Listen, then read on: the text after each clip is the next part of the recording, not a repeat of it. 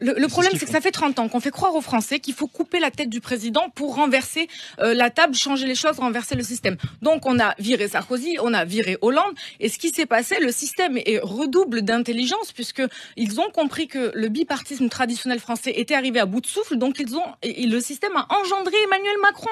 On a réussi à faire croire aux Français que c'était un candidat anti-système. Moi, j'avais les oreilles qui saignaient pendant la campagne présidentielle en entendant Emmanuel Macron, candidat anti-système.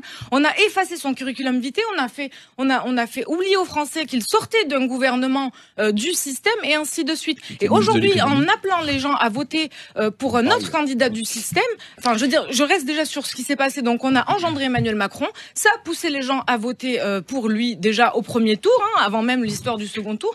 Et bien sûr, on a sorti l'épouvantail, comme vous le disiez si bien, du Front National qui est là uniquement pour stabiliser ce système. Moi, je dis, si nous, à l'UPR, nous sommes les seuls à proposer de renverser le système et nous sommes les seuls à proposer de renverser la table. La table, c'est Emmanuel Macron. Et les deux pieds qui la tiennent solidement, c'est la France Insoumise et le Rassemblement National. Et je vais m'expliquer pourquoi.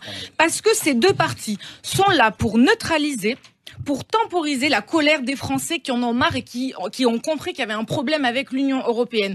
Donc, continuer à voter pour eux, enfin, les Français qui continuent à voter pour eux, c'est un ventre mou. C'est fait pour neutraliser notre colère. Il faut en sortir. Sinon, on risque dans 30 ans d'être encore autour de cette table et d'avoir le même débat.